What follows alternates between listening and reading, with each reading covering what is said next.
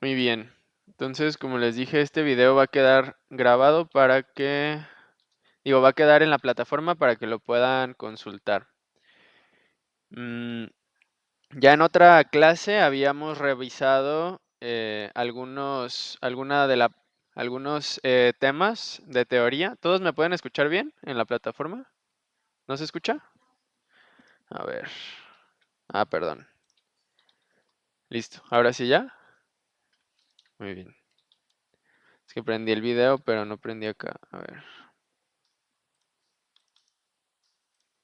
Ah, no me deja prender el video porque estoy grabando. Bueno, pero sí me escuchan, ¿verdad? Ok.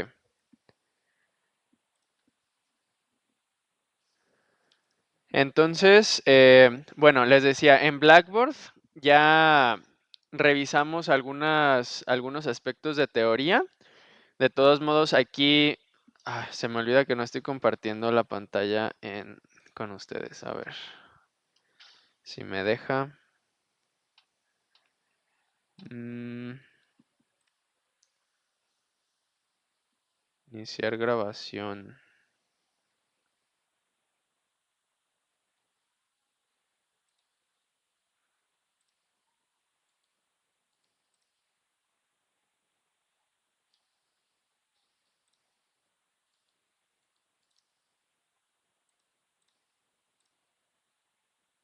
Ok, ya deberían poder ver mi pantalla. Sí, ¿verdad? Ahí está. Muy bien, ahora sí. Bueno, en Blackboard ya podrían ustedes ver el contenido, les decía. ¿Sí se ve mi pantalla? Ok, ya, todo bien, finalmente. Entonces aquí está Weekly Contents. En Weekly Contents ustedes tienen aquí los temas que hemos visto, ¿ok? Estas primeras pues son de nada más prácticas que hicimos, pero aquí en la semana 6 ya empiezan a tener las presentaciones que ustedes pueden utilizar también pues para estudiar, ¿no? Para el examen, como les comentaba, la mitad del examen va a ser teórica y la mitad práctica. Me parece que esta presentación ya la vimos, que es cómo prepararse para una interpretación. Sí, ya la habíamos visto esta, ¿verdad? Bueno, igual la pueden consultar para su referencia. Y los 7 principios de Rosan para la toma de notas, también la vimos, ¿no? Los 7 principios. Tengo entendido que sí, ¿verdad? Ok, muy bien. Entonces, bueno, aquí les queda la referencia para que la puedan repasar. Están en Weekly Content, sí. En semana 6 está este. Y el modelo de los esfuerzos de Daniel Gill, ¿lo alcanzamos a ver? ¿No? Ok. Entonces vamos con este. Como también tenemos una práctica el día de hoy, pues vamos a aventajarle un poquito y la próxima clase vemos otro cachito, ¿ok? Pero bueno, Daniel Gill's effort model. We have it here. You can consult this also in Blackboard. You can just click on it and you can see all this information, okay?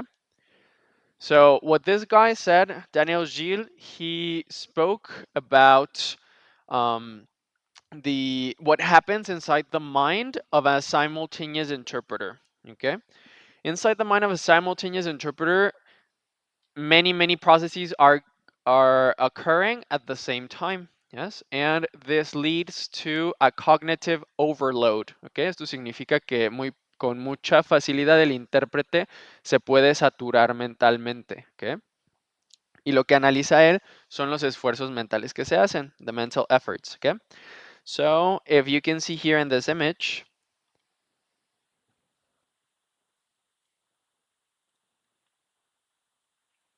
Daniel Gil says that the human brain is like this bucket that is loading. Okay, let's just wait for it to load. And the little holes that it has is the different efforts that we are, yes, that we carry out during our interpreting. Yes. So we have 4. The first one is listening and analysis as an L, production effort, memory effort, and coordination effort. Yes. So, listening and analysis. This means interpreting the signals, the auditory signals. I have here, look, we have here this diagram. Las ondas sonoras, the auditory signals that we listen, we need to interpret them in our brain, yes? Yo tengo que interpretar los sonidos que escucho e identificar qué palabras son las que estoy diciendo, o más bien las que estoy escuchando, ¿ok? Para entonces definir cuál es el, cuál es el discurso, ¿ok? So, we have an auditory signal. I analyze the signal. I access to my vocabulary, yes, lexical access, acceso léxico, sí, identificar cuáles son las palabras. Decision making, yo tomo la decisión de qué es lo que estoy escuchando. And then message comprehension, ¿ok? Entonces paso de las ondas sonoras a yo tener una representación abstracta en mi mente de lo que me está diciendo el orador con todas las características que eso implica, que si está de acuerdo, que si está en desacuerdo, que si dio ejemplos, que si hizo énfasis, todo eso, ¿ok? So this is the first one, listening and analysis. The second one is production effort, yes? Once I have listened to the information and I have understood it, then I have to start processing it, yes, and then producing the message in the target language. So then I create first. Once I have understood the message, I create a mental representation. I find the appropriate words in my target language, and then I produce my speech. Yes, yo escucho en inglés, escucho ondas sonoras en inglés, interpreto el mensaje, lo comprendo abstractamente y después reformulo en español, encuentro las palabras adecuadas y entonces empiezo a transmitir mi mensaje de manera adecuada en español. And this process also includes self-monitoring. Okay, this means that when I am speaking, I am also listening to what I am saying. So you can imagine how how cognitively charged is simultaneous interpreting, right? I have to be paying attention to what the speaker is saying. I have to make an abstraction of what I'm hearing. I need to reword, yes, reformular. I need to do rewordings and producing and also listen to myself, right? Speaking. So it's a very complex process, as you know, because you have done it. The third effort, 3 out of 4, is memory. Yes, we have both long-term memory and short-term memory in this process. Long-term memory has to do with how we prepared for our interpreting. Yes, for example, hay personas que se especializan en interpretación médica. There's people who specialize in medical interpreting. So they have spent many years learning about general concepts about medicine, and well, they have had time to study. So this is stored in their long-term memory. Esta información que ellos aprendieron de medicina está en su memoria de largo plazo. Yes, and also short-term memory is important because I need to remember what the speaker has been saying. Yes, mi memoria a corto plazo me ayuda a recordar lo que se ha dicho durante la conferencia. So we have here short-term storage, keeping information temporarily available for its immediate use. Long-term storage, transferring relevant information to long-term memory. Rewording, reorganizing information, and also forgetting, okay? Because part of this is also identifying what is not necessary, yes? If my speaker gives 10 examples and maybe with 3 or 5 is enough to convey the idea, then I can forget the others, right? So we also need to identify what is important and what isn't. Or if the speaker is repeating over and over again the same thing, well, maybe I can omit certain information, yes? And the fourth and last effort from Daniel Gill's explanation is the coordination effort. The coordination effort means managing the other 3, managing my listening and analysis, managing my production, managing my memory effort, okay? Why is this? Because as we were saying, all of this has to happen at the same time, almost. Yes? Well, we know that multitasking isn't actually a thing. Like the brain cannot do more than one thing at the time. What we actually call multitasking is the ability to switch really quickly from one task to another, right? So this is what the coordination effort aims to do. Optimizing operations, identificar dónde podemos mejorar, where we can improve, identifying demands, yes, if the speaker is speaking really formally or using very complicated language, okay, that's another demand. Problem solving, yes, maybe I don't have the right audio, a lo mejor me está fallando el audio y entonces tengo que improvisar algo para sacar adelante el discurso, yes. And well, as I was saying, coordinating the efforts, yes. So um, these are the four efforts that Daniel Gilles proposes. Yes. Also, Daniel Gilles talks about this principle, the limited processing capacity. I'm going to go back to the bucket image. Limited processing capacity is this, okay? Imagine that the water in the bucket is our mental capacity, yes? So each of these holes, they drain our energy levels or our concentration ability, yes? Entre más actividades tengamos que hacer, más nos vamos a cansar mentalmente y pues se nos va a agotar esa reserva. Por eso recuerden, that's why you can remember that regularly we work with a partner, yes? And we switch around every 30 minutes so that we can have a rest. When we are resting, well, of course, if we need to go to the bathroom or something like that, we can do it. But it's also important to most of the time be near our partner to keep on listening to the speech so that we can be in the loop, ¿sí? Que podamos seguir que podamos seguir el discurso, que no se nos vaya que no vayamos a omitir alguna información relevante cuando pues nos toque regresar a nosotros. And also, it can be helpful for our partner because as we are seeing, it is a really demanding activity. Es una actividad muy demandante. So we as partners can be helping them to, for example, if they don't understand a word, then we can provide it to them, whether we can whisper it really softly so that the audience doesn't hear, or we can write it down on a notebook so that we can help them that way. Okay.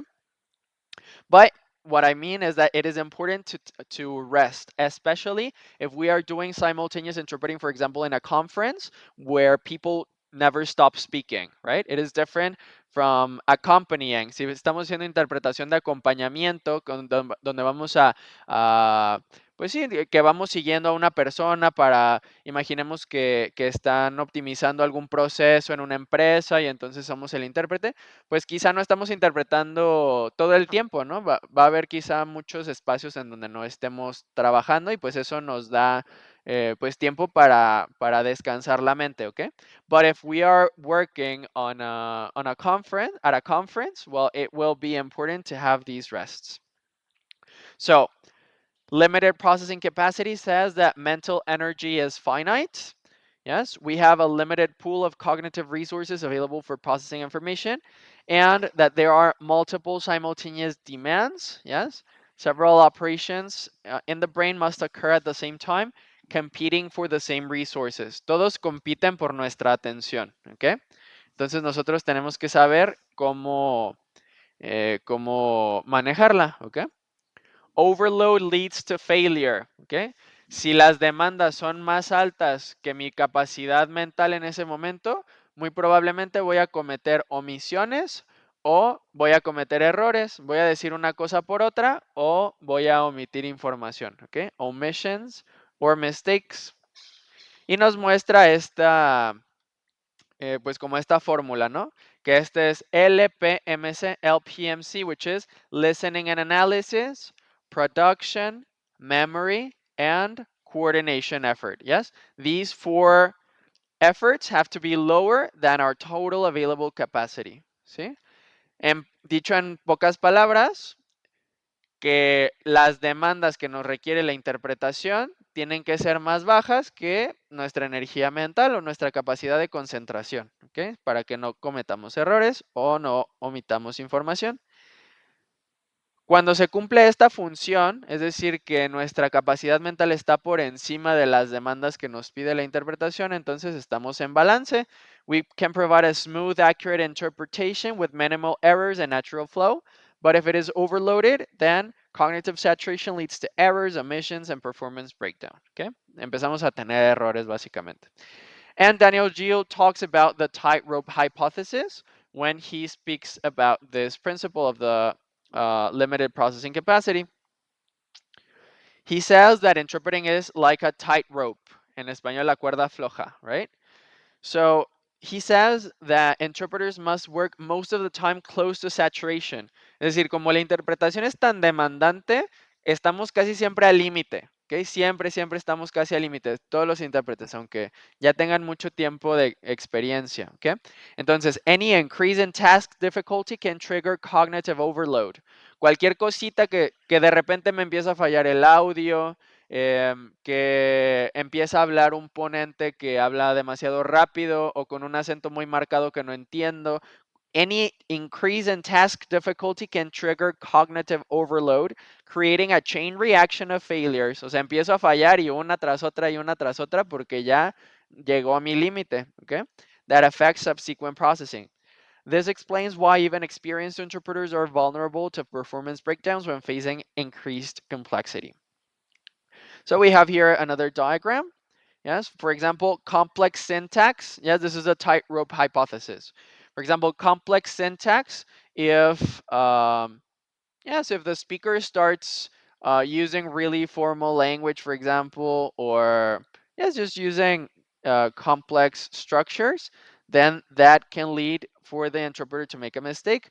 Also, listening problems, if my audio is failing, or heavy semantic load, if it gets really technical or really elevated, right? So, well, this is the effort model from Daniel Gil. If you have any questions, well, you can definitely ask. Right now, as we are recording, I think we can leave the questions to the end so that we don't interrupt the recording. But well, you know that any case you can contact me and we can see it. Or right now, after we finish the recording, we can go over them. But as I told you, you have this information there in Blackboard. Here we have Daniel Gil's effort model. Then we will go to the kinds of interpreting. Have you seen this document before? You haven't? Modalidades de la interpretación, conceptos básicos, ¿no lo han visto? ¿Tú sí?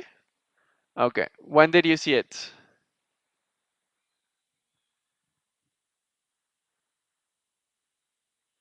A long time ago? Okay, we're gonna just go over these concepts, yes? I would like to focus, well, everything is important. I encourage you to read through this document, which is really, um, really relevant for getting a general understanding. But I would like for us to focus, for example, on what is a language, an A language, a B language, and a C language, okay? An A language, que es una lengua A. Cuando hablamos de traducción y de interpretación, de hecho esto lo pueden poner así en sus currículums cuando los redacten, cuando los actualicen. An A language is going to be our mother tongue, nuestra lengua materna, okay? Most of us, I think, has only one mother tongue. ¿Alguien de ustedes tiene más de una lengua materna? Por ejemplo, que hayan crecido en un entorno donde que se utilizara más de un idioma. Esto es muy común en muchas zonas de México, en donde se habla una lengua indígena y en la escuela se utiliza el español, por ejemplo.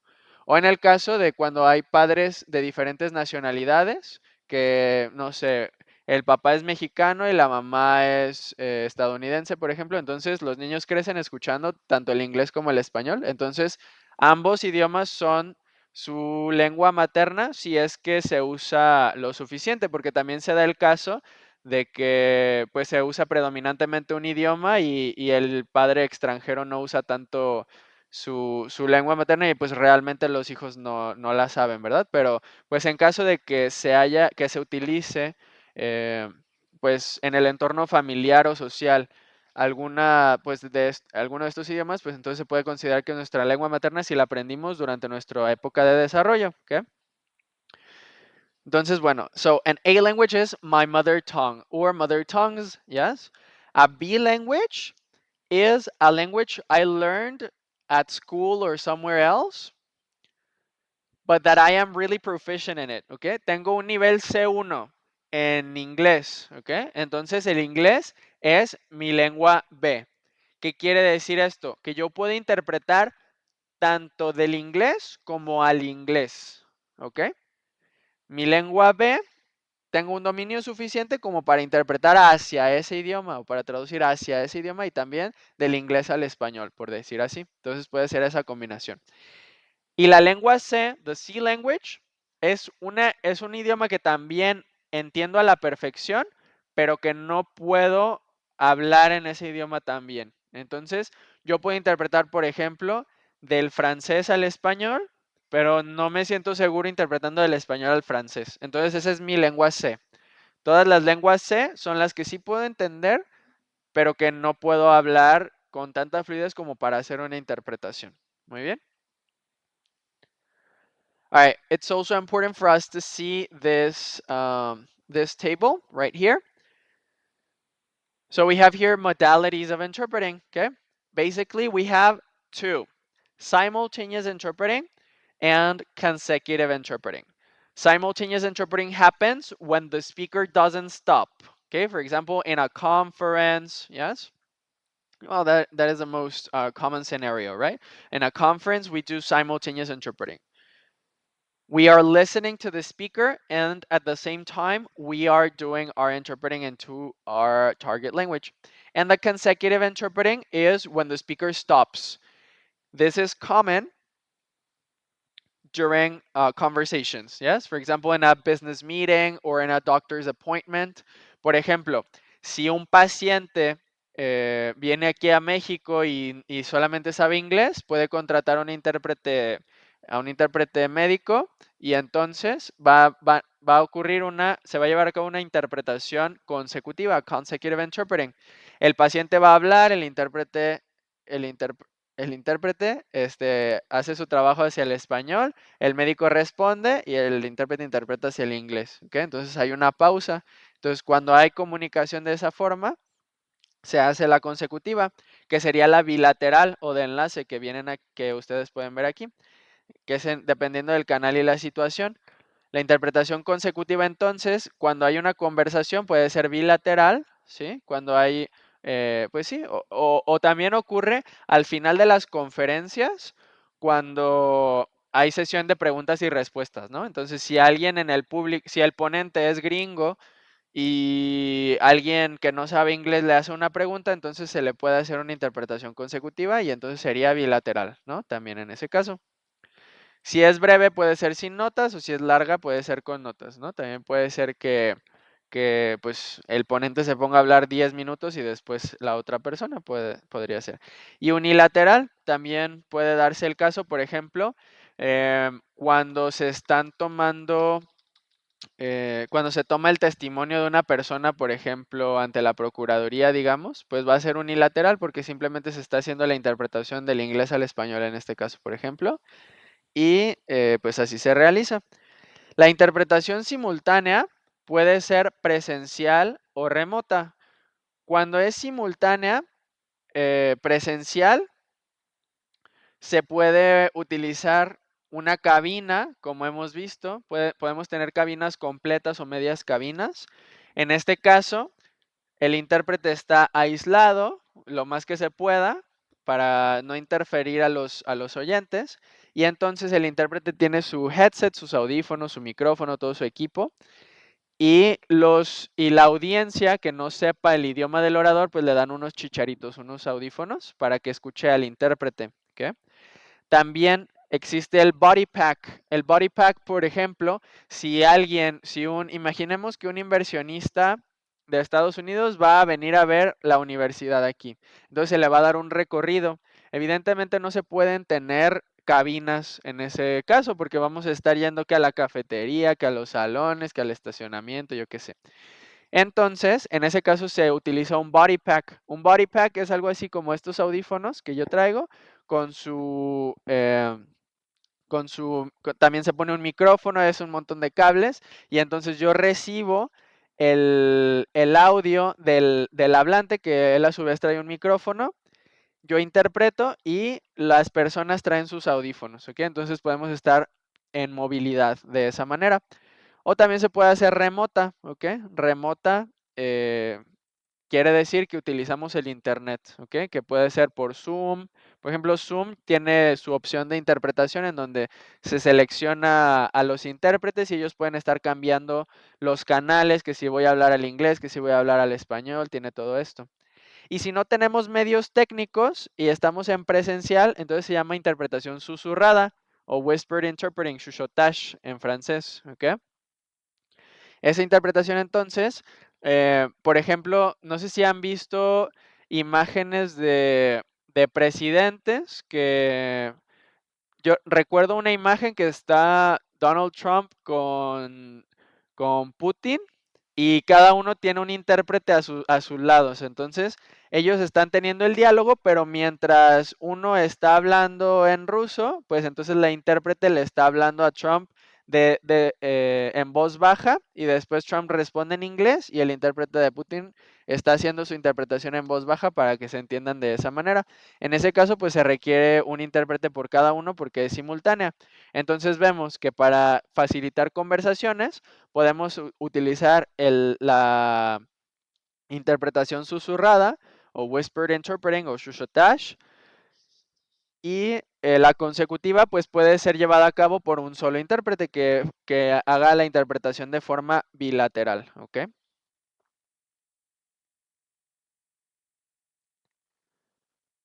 Bueno, y entonces podemos ver aquí algunos ejemplos de modalidades predominantes. En conferencias internacionales predomina la simultánea. También cuando se trata de reuniones con organismos internacionales, simultánea. En conferencias académicas nos pone aquí la maestra que pueden ser ambas. Como les comentaba, pues durante la ponencia se puede hacer una interpretación simultánea y en la sección de preguntas y respuestas, pues consecutiva. En cuestiones legales, consecutiva, servicios médicos, como veíamos, consecutiva, foros, congresos, conferencias en general con gran afluencia, puede ser simultánea, reuniones empresariales, consecutiva. Realmente, pues, por lo general estas reuniones, pues, son privadas, ¿no? Porque se tratan, pues, cuestiones sensibles de la empresa, información confidencial, entonces, pues, por lo general se busca que sea la menor cantidad de personas las que participen. Entonces se busca una interpretación consecutiva. Servicios en general, pues sí, consecutiva. Servicio al cliente porque se tiene que interactuar. Ruedas de prensa o medios, pues ambas, en el caso de que, pues sí, que se tenga una conversación. Entonces, bueno, pues como la forma de deducirlo, pues es que si solamente va a hablar una persona, voy a hacer simultánea casi todo el tiempo. Y si voy a facilitar una conversación, pues entonces va a ser consecutiva. O en el caso de que se estén tomando, como les decía, el testimonio de alguna persona, pues no hay una conversación como tal y puede ser consecutiva en fragmentos, ¿no? Y bueno, también existe la interpretación telefónica y la interpretación, estas de aquí, over the phone interpreting, ¿sí? Por teléfono y video remote interpreting, ¿ok? Por videollamada. Muy bien. Bueno, eso con respecto a este documento que también pueden revisar. Y bueno, la próxima clase vamos a ver la interpretación legal y la interpretación médica, ¿ok? La actividad de hoy va a ser sobre la interpretación de relé. Nada más para que quede pues en la grabación, continúo explicándolo aquí, pero pues ya sirve para como preámbulo a la actividad de hoy. Muy bien. La interpretación de relé o relay interpreting happens when we don't have a combination for a specific audience. For example, ahorita que nos cargue la diapositiva vamos a ver un ejemplo. Si un ponente coreano viene a México y no tenemos un intérprete disponible que hable tanto coreano como español, entonces se va a hacer una doble interpretación. Quizá, quizá podemos conseguir a alguien que hable inglés y coreano, entonces se hace la interpretación del inglés al coreano y después del coreano al español, ¿ok? Esto también se da en contextos de conferencias internacionales, donde pues la variedad de idiomas, de combinaciones de idiomas es muy amplia, ¿ok? Entonces, por ejemplo, se puede hacer la interpretación del coreano al inglés y ya del inglés a muchísimos idiomas, que al español, que al portugués, etcétera, ¿ok? Entonces, bueno, ese es el principio, nada más que no me está cargando aquí la presentación. A ver si puedo refrescarla, si no, pues bueno, si ya no alcanza a quedar en la grabación, ustedes pueden revisar esta presentación que está muy, digo, no es complicada, pues está muy completa y les puede servir mucho, pero la pueden consultar pues por su cuenta, ¿no? Que es esto que estamos comentando. La interpretación de relé, bueno, en lo que se carga esto, tiene ventajas y desventajas. Por ejemplo, una ventaja es que las dificultades del idioma de origen ya las va a resolver el primer intérprete, ¿ok? Si tenemos, si tenemos una conferencia que está siendo dictada en coreano y hay referencias culturales o cosas muy específicas o refranes o cosas así, pues entonces el que haga la interpretación del coreano al inglés va a tener que simplificar el discurso porque recordemos que tenemos que buscar referentes en común. Entonces, quien haga la interpretación del inglés al español va a tener ya un discurso mucho más digerible y que puede ser transmitido de una manera más sencilla. Eso es una ventaja. Una desventaja va a ser que si el primer intérprete comete errores, pues entonces nosotros vamos a tener los errores del primer intérprete más los errores que nosotros podamos cometer. Entonces, pues se aumenta la posibilidad de tener una mala interpretación, o que la calidad de nuestra interpretación disminuya, ¿ok? Bueno, vamos leyendo aquí las diapositivas. Relé es una adaptación fonética al castellano de la voz francesa relais, que significa repetidor, ¿ok? Entonces es como si ese intérprete fuera un repetidor de señal, como cuando, no sé si les ha pasado en alguna ocasión que no alcanza el internet en un área de la casa, entonces se pone un repetidor para que aumente en esa zona la señal de Wi-Fi, ¿ok? Entonces, esto es pues algo parecido, ¿no? De aquí viene la palabra. Entonces, aquí tenemos el ejemplo del orador, que un intérprete hace su interpretación al inglés y a partir del inglés ya que al francés, al español, al portugués, etcétera, ¿ok? Muy bien. Y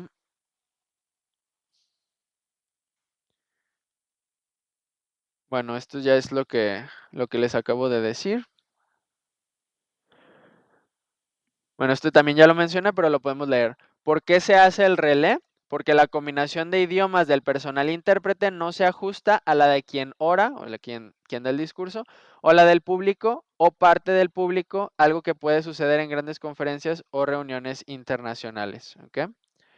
Nos dice aquí la maestra que esto supuestamente debe ser un último recurso, que se debe priorizar encontrar un intérprete que sepa tanto coreano como español, tanto coreano como portugués, tanto coreano como francés, pero realmente sí es una práctica común, porque pues los que sepan esas combinaciones de idiomas cobran más caro, básicamente.